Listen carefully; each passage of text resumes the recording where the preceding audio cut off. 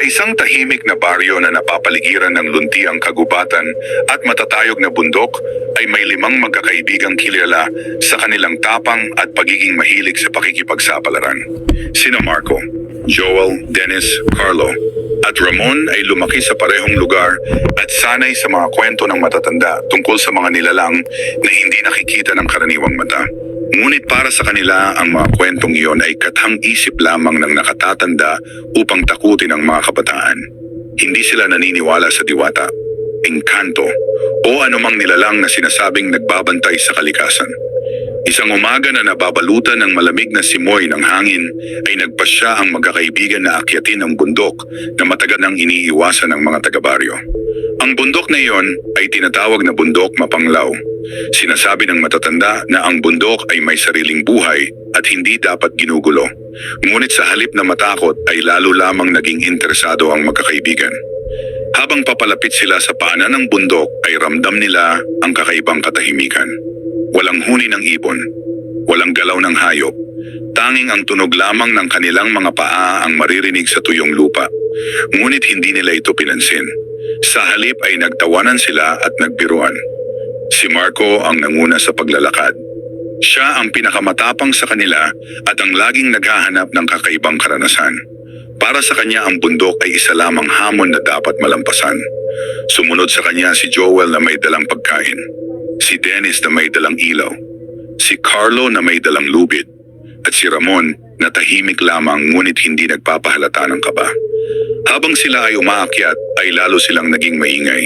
Nagsisigawan sila, nagtatawanan, at hinahamon ang isa't isa kung sino ang unang makarating sa itaas. Ang kanilang mga boses ay umalingaw-ngaw sa buong kagubatan na para bang sinisira ang katahimikan na matagal nang nananatili sa lugar. Hindi nila napansin na habang sila ay patuloy sa kanilang pag-ingay ay may mga matang nakamasid sa kanila mula sa kailaliman ng kagubatan. Sa isang bahagi ng bundok na natatakpan ng matatandang puno ay may isang lugar na hindi kailanman narating ng tao. Sa gitna nito ay may isang punong napakalaki at napakatanda. Ang ugat nito ay parang mga ahas na gumagapang sa lupa, at sa ilalim ng punong iyon ay may isang nilalang na matagal nang naninirahan doon. Ang diwata ng Bundok Mapanglaw. Ang diwata ay tahimik na nagmamasid. Ang kanyang mga mata ay puno ng lungkot at galit. Sa loob ng maraming taon ay pinrotektahan niya ang bundok mula sa mga taong walang paggalang. Marami na siyang nakita na pumasok at nagdulot ng gulo, at marami na rin ang hindi na muling nakabalik. Ngunit ang 5 magkakaibigan ay iba. Ang kanilang pag-ingay ay parang sugat na muling bumukas sa puso ng diwata. Ang bawat tawa nila ay parang paghamak sa katahimikan ng kanyang tahanan. Habang papalapit ang magkakaibigan sa gitna ng bundok ay biglang lumamig ang hangin.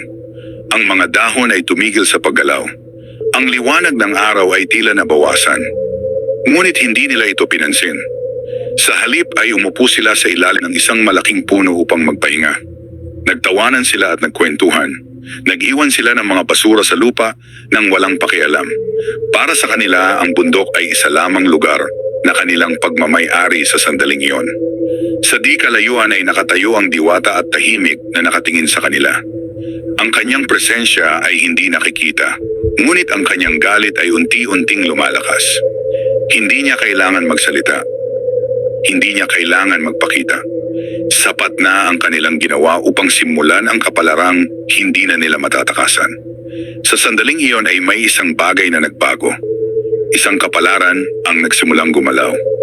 Isang sumpa ang isinilang. Habang patuloy na nagpapahinga ang magkakaibigan sa ilalim ng malaking puno ay unti-unting nagbago ang paligid. Ang hangin na kanina ay malamig ay naging mas mabigat. Ang katahimikan ay naging mas malalim.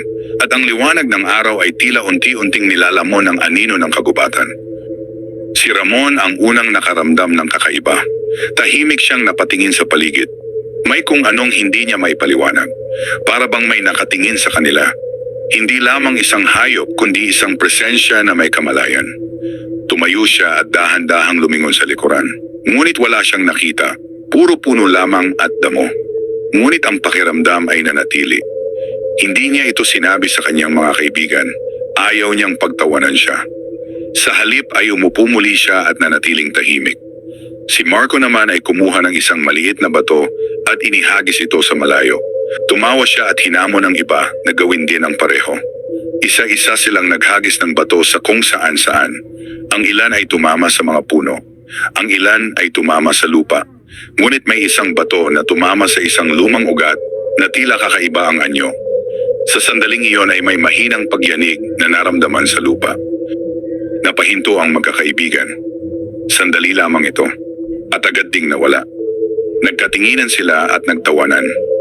Para sa kanila ito ay normal lamang. Isang maliit na paggalaw ng lupa na walang kahulugan. Ngunit hindi nila alam na iyon ay isang babala. Sa di kalayuan ay nakamasid ang diwata. Ang kanyang mga mata ay nakatuon sa bato na tumama sa ugat ng matandang puno. Ang punong iyon ay hindi pangkaraniwan. Ito ang puso ng bundok. Ang ugat nito ang nag-uugnay sa lahat ng buhay sa kagubatan. At ito ay kanilang ginulo. Ang diwata ay dahan-dahang lumapit. Ang kanyang mga paa ay hindi lumilikha ng tunog. Ang kanyang anyo ay parang liwanag na natatakpan ng anino. Tumingin siya sa 5 lalaki na patuloy sa kanilang pagtawa. Sa unang pagkakataon matapos ang maraming taon ay nakaramdam siya ng matinding galit. Ngunit hindi pa iyon ang oras. Hindi pa kompleto ang kanilang kasalanan. Lumipas ang ilang sandali at nagpasya ang magkakaibigan na ipagpatuloy ang pag-akyat. Habang sila ay naglalakad ay hindi nila napansin na ang kanilang dinaanan ay tila nagbabago. Ang mga puno ay tila mas malapit sa isa't isa. Ang mga landas ay tila umiikot. Ngunit patuloy pa rin sila. Hanggang sa makarating sila sa isang bahagi ng bundok na hindi nila matandaan na nadaanan nila kanina. Huminto si Dennis. Napatingin siya sa paligid. May kakaiba. Ang punong nadaanan nila kanina ay nasa harap nila muli. Hindi niya ito sinabi agad. Sinubukan niyang isipin na nagkakamali lamang siya. Ngunit habang sila ay naglalakad, ay muli nila itong nadaanan. Ang parehong puno, ang parehong hugis, ang parehong mga ugat. Sa pagkakataong ito ay napansin na rin ng iba. Tumigil sila. Walang nagsalita. Ang kanilang pagtawa ay napalitan ng katahimikan. Sa unang pagkakataon ay nakaramdam sila ng hindi maipaliwanag na kaba. Sa di kalayuan ay nakamasid ang diwata. At sa kanyang mga mata ay makikita ang simula ng kanilang kaparusahan. Nanatiling nakatayo ang 5 magkakaibigan sa gitna ng kagubatan habang nakatingin sa parehong punong kanilang nadaanan ng 2 beses. Ang kumpiyansa na kanina ay malinaw sa kanilang mga mukha ay unti-unting napalitan ng pagdududa. Walang nagsasalita, ngunit lahat sila ay may parehong iniisip. Hindi ito normal. Sinubukan ni Marco na magpanggap na walang kakaiba. Naglakad siya muli at sinenyasan ng iba na sumunod. Para sa kanya ang pagtigil ay kahinaan. Hindi niya kayang tanggapin na may bagay na hindi niya kayang ipaliwanag. Sumunod ang iba kahit may alinlangan sa kanilang mga puso. Habang sila ay naglalakad ay mas naging makapal ang mga puno. Ang liwanag ay lalo pang humina. Ang hangin ay tila hindi na gumagalaw.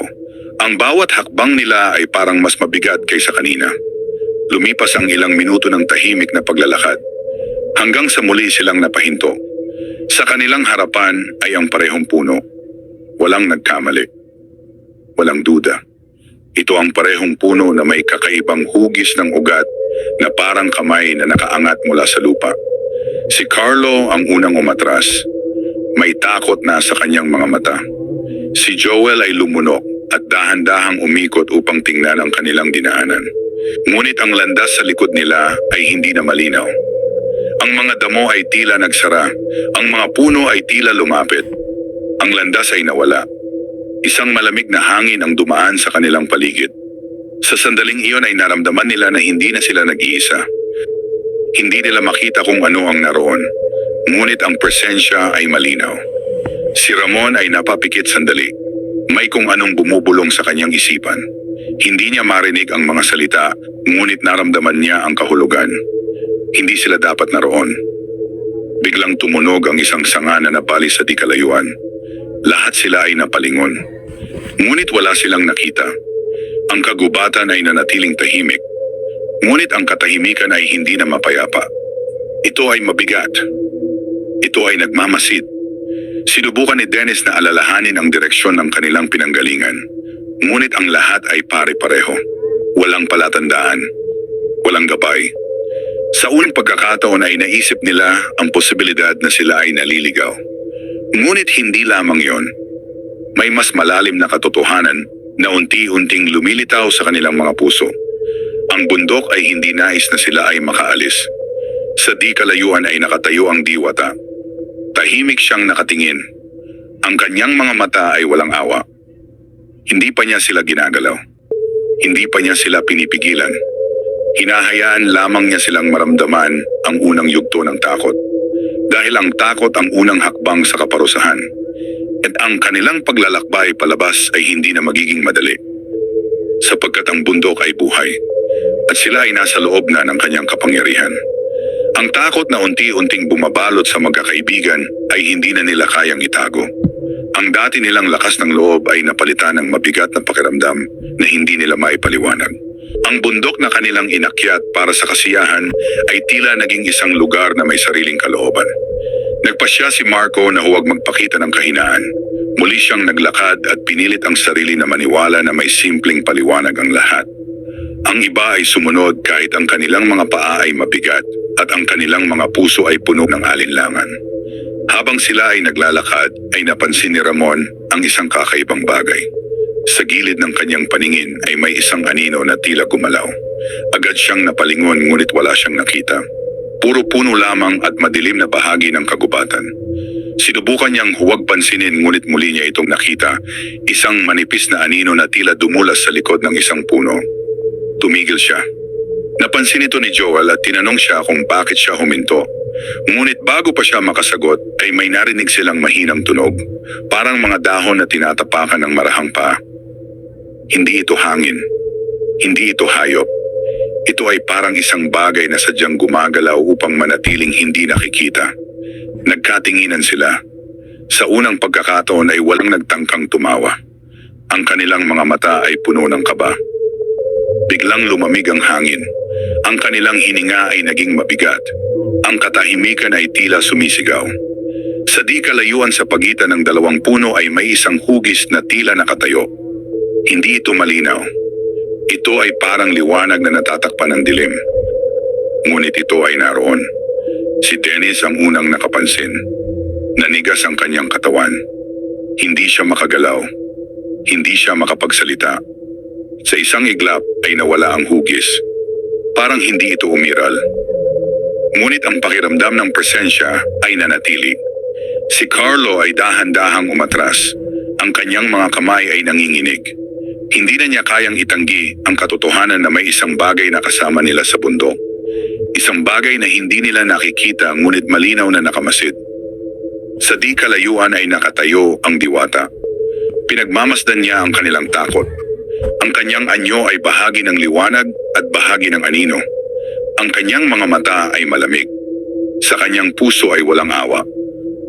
Ang kanilang pag-ingay, ang kanilang paghamak, at ang kanilang kawalan ng paggalang ay hindi niya nakalimutan. Hindi pa tapos ang kanilang kaparusahan. Ito ay simula pa lamang. Habang ang magkakaibigan ay patuloy na nakatayo sa gitna ng kagubatan ay hindi nila alam na ang bawat hakbang nila ay mas lalong naglalapit sa kanila sa kapalarang hindi na nila matatakasan. At ang anino na kanilang nasilayan ay hindi lamang nagmamasid. Ito ay naghihintay. Ang oras ay tila tumigil sa gitna ng bundok. Walang nakakaalam kung gaano na sila katagal naglalakad. Ang liwanag ay hindi na nagbago. Ang hangin ay nanatiling malamig. At ang katahimikan ay mas naging mabigat sa bawat sandali. Nagpasya ang magkakaibigan na huwag nang tumigil. Ang kanilang tanging pag-asa ay ang magpatuloy. Para sa kanila ang pananatili sa iisang lugar ay mas nakakatakot kaysa sa paglalakad patungo sa hindi alam. Ngunit habang sila ay naglalakad, ay napansin ni Ramon na si Dennis ay hindi na sumasagot. Nasa likuran lamang nila si Dennis kanina. Ngunit ngayon ay wala na siya. Huminto si Ramon at lumingon. Wala si Dennis. Napatingin din ang iba. Walang bakas. Walang tunog ng paa. Walang tawag. Parang bigla na lamang siyang naglaho. Tumawag si Marco sa kanyang pangalan. Malakas at paulit-ulit. Ngunit ang kagubatan ay hindi sumagot. Ang kanilang mga boses ay nilamon lamang ng katahimikan. Si Joel ay nagsimulang kabahan. Ang kanyang dibdib ay mabilis ang tibok. Hindi niya maintindihan kung paano nawala si Dennis nang walang kahit anong tunog. Si Carlo ay napalingon sa lahat ng direksyon. Umaasa na makita ang kanilang kaibigan na nagtatago lamang. Ngunit wala siyang nakita. Sa sandaling iyon ay naramdaman nila ang isang malamig na hangin na dumaan sa kanilang likuran. Hindi ito simpleng hangin. Ito ay parang isang presensya na dumaan sa pagitan nila. Sa di kalayuan ay nakatayo ang diwata. Sa kanyang harapan ay si Dennis. Si Dennis ay nakatayo ngunit hindi makagalaw. Ang kanyang mga mata ay nakabukas ngunit walang lakas. Para bang ang kanyang kalooban ay nakatali sa hindi nakikitang puwersa. Tumingin siya sa diwata ngunit hindi niya maintindihan ang kanyang nakikita. Ang diwata ay hindi nagsalita. Hindi niya kailangan magsalita. Sa kanyang presensya ay sapat na ang lahat. Unti-unting pumikit si Dennis. At sa sandaling iyon ay nawala siya sa mundo ng kanyang mga kaibigan. Sa kabilang bahagi ng kagubatan ay patuloy na tumatawag ang magkakaibigan sa kanyang pangalan. Ngunit hindi na siya makakarinig. Ang bundok ay kumuha na ng una nitong kapalit. At ang natitira ay 4 na lamang. Hindi nila alam kung nasaan si Dennis. Hindi nila alam kung buhay pa siya. Ngunit isang bagay ang malinaw. May isang puwersa sa bundok na unti-unting kumukuha sa kanila. At hindi ito titigil hanggat hindi nito nakukuha ang lahat.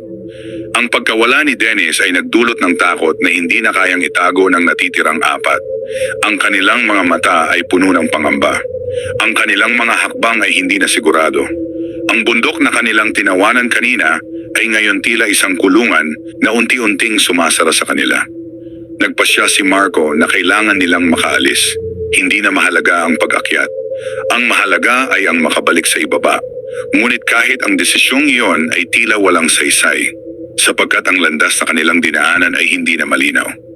Naglakad sila ng magkakadikit, walang gustong maiwan, walang gustong mahiwalay. Si Joel ay paulit-ulit na lumilingon sa likuran. Umaasa na makita si Dennis. Umaasa na ito ay bigla na lamang lilitaw at tatawa. Ngunit ang kagubatan ay nanatiling tahimik. Habang sila ay naglalakad, ay napansin ni Carlo na ang mga puno sa paligid ay tila mas madilim. Ang kanilang mga anino ay tila mas mahaba kaysa sa dapat.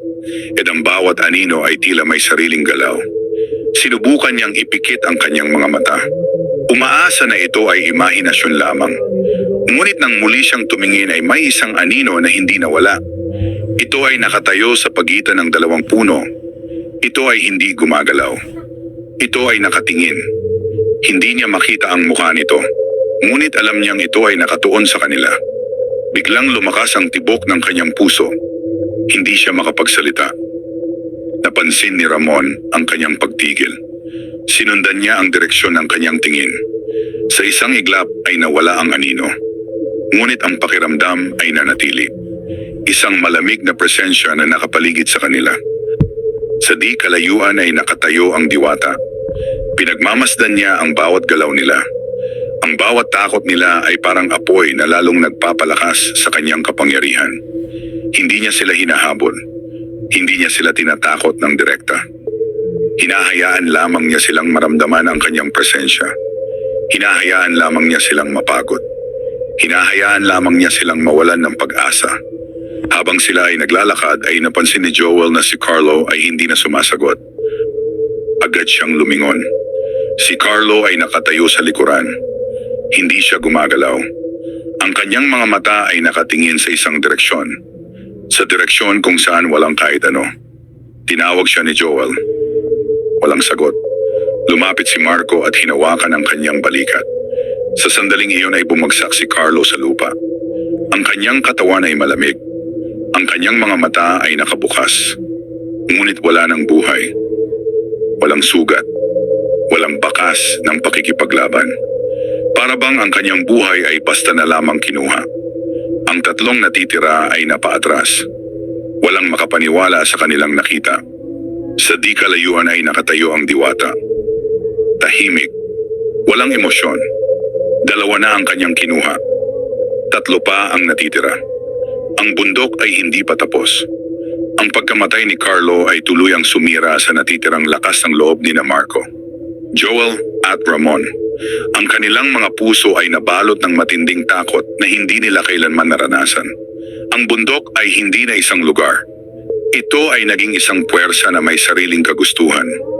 Si Joel ay napaluhod sa tabi ng katawan ni Carlo. Hindi niya matanggap ang nangyari.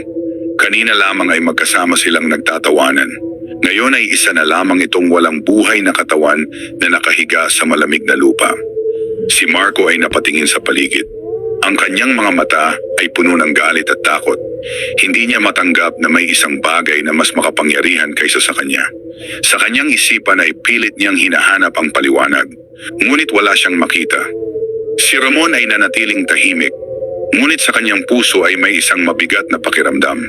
Para bang may isang bagay na matagal nang nakatali sa kanya ang unti-unting nagigising. Biglang lumakas ang hangin. Ang mga dahon ay nagsimulang gumalaw. Ang mga puno ay tila umuungol. At sa pagitan ng mga anino ay may isang liwanag na unti-unting lumitaw. Sa unang pagkakataon ay nakita nila siya. Ang diwata. Ang kanyang anyo ay hindi pangkaraniwan. Siya ay maganda, ngunit ang kanyang kagandahan ay may kasamang lamig na hindi makatao. Ang kanyang mga mata ay maliwanag ngunit walang awa. Ang kanyang presensya ay mabigat at hindi matatakasan. Hindi siya naglalakad. Siya ay tila dumudulas sa hangin. Napaatras si Joel. Napaatras si Marco. Ngunit si Ramon ay nanatiling nakatayo. Ang kanyang mga mata ay nakatuon sa diwata. Sa sandaling iyon ay may isang alaala na sumagi sa kanyang isipan.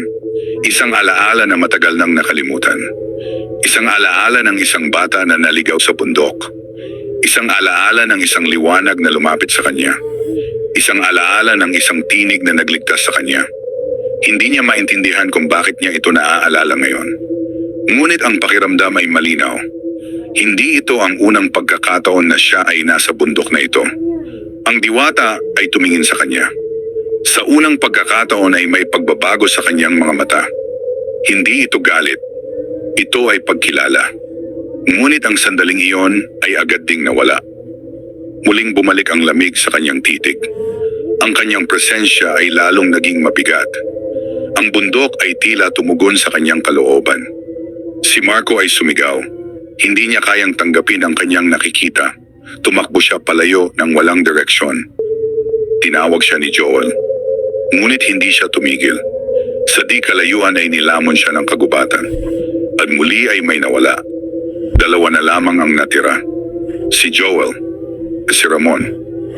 Sa harap ng diwata, sa sandaling iyon ay nagsimula ang pagbabago ng kanilang kapalaran. Ang kagubatan ay muling bumalik sa katahimikan matapos mawala si Marco sa dilim ng mga puno.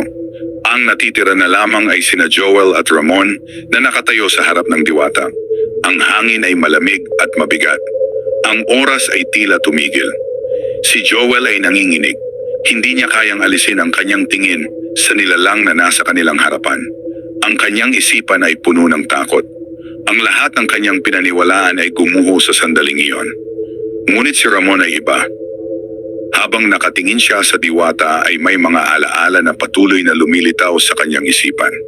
Mga alaala ng kanyang kabataan na matagal na niyang nakalimutan. Naalala niya ang araw na siya ay nawala sa bundok noong siya ay bata pa. Naalala niya ang takot, ang pag-iyak, ang lamig ng hangin. At naalala niya ang liwanag. Isang liwanag na lumapit sa kanya sa gitna ng dilim. Isang presensya na hindi nakakatakot. Isang presensya na nagbantay sa kanya hanggang sa siya ay matagpuan ng kanyang pamilya. Sa sandaling iyon ay nagsimulang tumibok ng malakas ang kanyang puso. Hindi niya maintindihan kung bakit ang diwata sa kanyang harapan ay tila pamilyar. Ang diwata ay nakatingin sa kanya nang hindi kumikilos. Sa kanyang mga mata ay may isang bagay na hindi nakita ni Joel o ng iba pa. Ito ay isang alaala. Ito ay isang connection. Sa di kalayuan ay may mahinang paggalaw ang hangin. Ang mga dahon ay tila bumubulong ng isang lihim na matagal nang nakatago. Si Joel ay napaatras. Hindi na niya kayang manatili. Ang kanyang katawan ay kumilos ng kusa. Tumakbo siya palayo. Iniwan niya si Ramon. Iniwan niya ang diwata. Iniwan niya ang bundok na puno ng sumpa. Habang siya ay tumatakbo ay hindi niya napansin ang pagbabago ng paligid. Ang landas ay tila nagbukas para sa kanya. Ang mga puno ay tila umurong.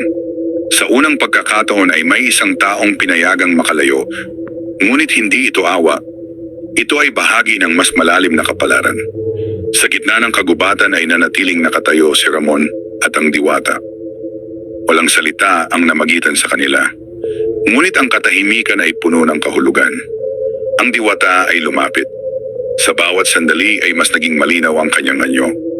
At sa sandaling iyon ay naramdaman ni Ramon ang isang katotohanan na hindi niya kaya tanggapin. Ang bundok ay hindi lamang kanyang kinatatakutan. Ito ay bahagi ng kanyang nakaraan. At ang diwata ay hindi lamang isang nilalang na kanyang nakilala ngayon. Ito ay isang nilalang na matagal nang nakakilala sa kanya. At ang katotohanan ay malapit nang magpakita. Nanatiling nakatayo si Ramon sa harap ng diwata habang ang hangin ay dahan-dahang umiikot sa kanilang paligid. Ang katahimikan ay hindi na nakakatakot. Ito ay tila naghihintay. Ang bundok ay tila nakamasid sa sandaling iyon. Ang puso ni Ramon ay mabilis ang tibok, ngunit ang kanyang mga paa ay hindi gumagalaw. Hindi dahil sa takot, kundi dahil sa pakiramdam na hindi niya dapat takasan ang sandaling ito. Ang diwata ay tumingin sa kanya ng matagal. Sa kanyang mga mata ay may isang lalim na hindi kayang ipaliwanag. Ito ay puno ng mga alaala na hindi sa tao nagmula. Ito ay puno ng panahon na hindi kayang sukatin. At sa sandaling iyon ay naramdaman ni Ramon ang isang pamilyar na init sa kanyang dibdib. Isang alaala ang tuluyang nagising sa kanyang isipan. Isang bata ang tumatakbo sa kagubatan. Isang bata na umiyak. Isang bata na nawawala. Ang batang iyon ay siya. Naalala niya ang kanyang sarili na naligaw sa bundok. Naalala niya ang kanyang takot. Naalala niya ang kanyang pag-iyak habang tinatawag ang kanyang ina. At naalala niya ang liwanag. Ang liwanag na lumapit sa kanya. Ang liwanag na nagbantay sa kanya. Ang liwanag na hindi niya kinatakutan. Ang diwata sa kanyang harapan ay ang parehong liwanag. Unti-unting bumigat ang kanyang paghinga. Hindi niya maintindihan kung bakit siya iniligtas noon, ngunit ang kanyang mga kaibigan ay hindi. Ngunit sa kaibuturan ng kanyang puso ay may isang katotohanan na unti-unting lumilitaw. Hindi siya kailanman itinuring na kapareho ng iba. Ang diwata ay dahan-dahang lumapit. Walang galit sa kanyang mga mata. Walang awa, kundi isang malamig na katotohanan. Ang bundok ay hindi lamang tahanan ng diwata. Ito ay isang lugar ng balanse. Ang mga pumapasok na may kawalan ng paggalang ay hindi pinapayagang umalis ng walang kapalit. Ngunit si Ramon ay iba, sapagat ang kanyang kapalaran ay matagal nang nakatali sa bundok. Sa sandaling iyon ay naramdaman ni Ramon ang isang mabigat na sakit sa kanyang ulo. Ang kanyang mga alaala ay nagsimulang magbago. May mga bagay na hindi niya maalala. May mga bagay na hindi niya kailanman naunawaan. Isang tanong ang lumitaw sa kanyang isipan. Bakit siya iniligtas noon? At bakit siya narito muli ngayon? Ang diwata ay tumigil sa kanyang harapan. At sa kanilang pagitan ay may isang katotohanan na hindi na maitatago. Ang katotohanan na ang kanyang buhay ay hindi kailanman naging kanya lamang. At ang katotohanan na ang bundok ay hindi patapos sa kanya. Ang hangin ay tumigil. Ang kagubatan ay naging ganap na tahimik. Ang lahat ay tila naghihintay sa sandaling iyon. Si Ramon ay nakatayo sa harap ng diwata habang ang kanyang isipan ay puno ng mga alaala na ngayon lamang niya lubusang nauunawaan. Ang kanyang puso ay mabigat, ngunit ang kanyang kaluluwa ay tila tinatawag ng isang puwersa na mas matanda pa kaysa sa kanyang pagkatao. Ang diwata ay lumapit ng tuluyan. Sa sandaling iyon ay wala ng distansya sa pagitan nila. Ang kanyang mga mata ay nakatingin ng diretso sa mga mata ni Ramon. At sa unang pagkakataon ay nakita ni Ramon ang kanyang sarili sa loob ng mga mata ng diwata. Hindi bilang isang tao, kundi bilang isang liwanag. Isang alaala ang tuluyang bumalik. Noong siya ay bata pa at naligaw sa bundok ay hindi siya basta naligaw lamang. Siya ay pinili. Ang kanyang kaluluwa ay nakita ng bundok. Ang kanyang puso ay kinilala ng diwata. Hindi siya iniligtas noon upang makabalik lamang sa mundo ng tao. Siya ay iniligtas dahil siya ay magiging bahagi ng bundok balang araw. Ang kanyang buhay sa mundo ng tao ay isang paghihintay lamang.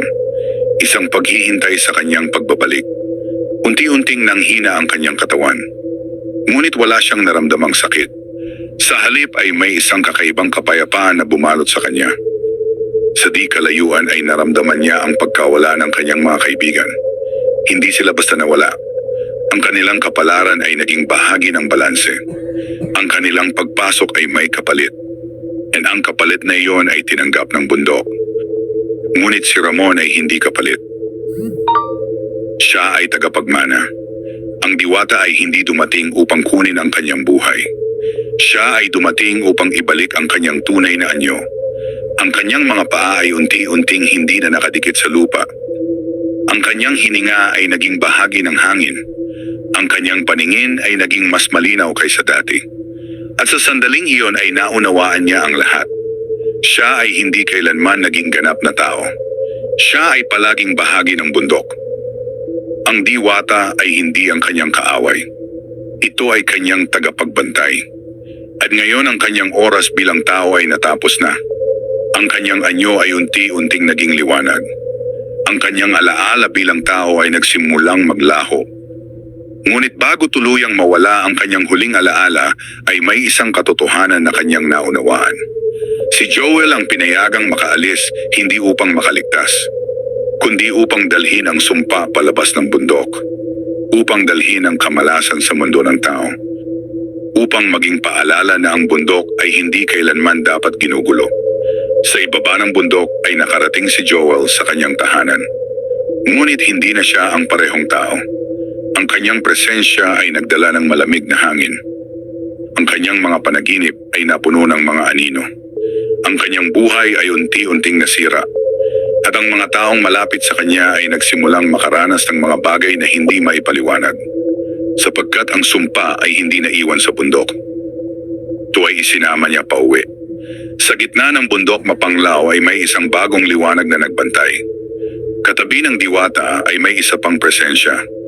Tahimik, nagbabantay, nag-aantay. Si Ramon ay wala na bilang tao. Ngunit siya ay naroon pa rin, bilang bagong tagapagbantay ng bundok. At ang plot twist na hindi kailanman nalaman ng mundo ay ito. Ang diwata ay hindi kailanman naging nag-iisang tagapagbantay. Sapagkat sa bawat sumpang lumalabas sa bundok ay may isang bagong tagapagbantay na naiiwan. At balang araw, may isa na namang aakyat, may isa na namang maiiwan, at ang bundok ay patuloy na mabubuhay. Sa paglipas ng mga araw ay tuluyang nagbago ang buhay ni Joel. Ang kanyang katawan ay nakabalik sa baryo, ngunit ang kanyang kaluluwa ay tila naiwan sa bundok mapanglaw. Ang kanyang mga mata ay hindi na tulad ng dati. Ang dating sigla ay napalitan ng isang tahimik na pangamba na hindi niya maipaliwanag. Sa unang gabi ng kanyang pagbabalik ay hindi siya nakatulog. Sa tuwing ipipikit niya ang kanyang mga mata ay nakikita niya ang kagubatan, ang malamig na hangin, ang mga punong tila nakatingin sa kanya, at ang liwanag na nakatayo sa gitna ng dilim. Ngunit higit sa lahat ay nakikita niya si Ramon, hindi bilang kaibigan, kundi bilang isang presensya na nakamasid. Sa bawat araw na lumilipas ay may mga kakaibang bagay na nagsimulang mangyari sa kanyang tahanan. Ang mga ilaw ay kusang namamatay, ang hangin ay lumalamig kahit walang ulan, at sa gabi ay may mga anino na dumadaan sa gilid ng kanyang paningin. Sinubukan niyang ipagwalang bahala ang lahat. Sinubukan niyang mamuhay tulad ng dati.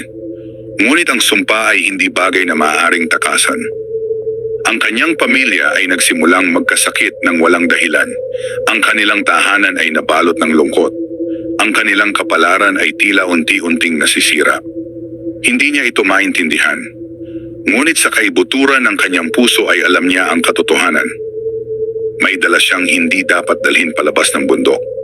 Isang gabi habang siya ay nakatingin sa bintana ay nakita niya ang bundok sa malayo. Kahit mula sa kanyang kinaroroonan ay tila nararamdaman niya ang presensya nito. At sa sandaling iyon ay may isang malamig na hangin na dumaan sa kanyang likuran. Hindi siya lumingon, sapagkat alam na niya kung ano ang naroon. Sa bundok mapanglaw ay nanatiling tahimik ang kagubatan. Ang diwata ay nakatayo sa ilalim ng matandang puno. Sa kanyang tabi ay ang bagong liwanag.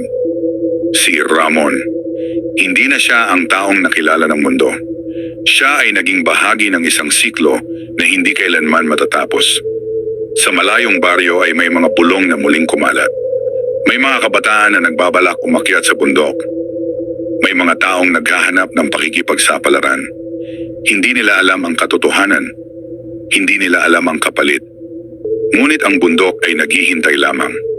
Tahimik, mapagmatiyag, buhay. At sa kailaliman nito ay may dalawang tagapagbantay na hindi kailanman matutulog. Nag-aantay sa susunod na kaluluwa na tatawag sa bundok, sa susunod na sumpang lalabas sa mundo ng tao. Sapagkat ang bundok mapanglaw ay hindi kailanman nagpapalaya ng walang kapalit. At ang mga pinili nito ay hindi na kailanman makakabalik.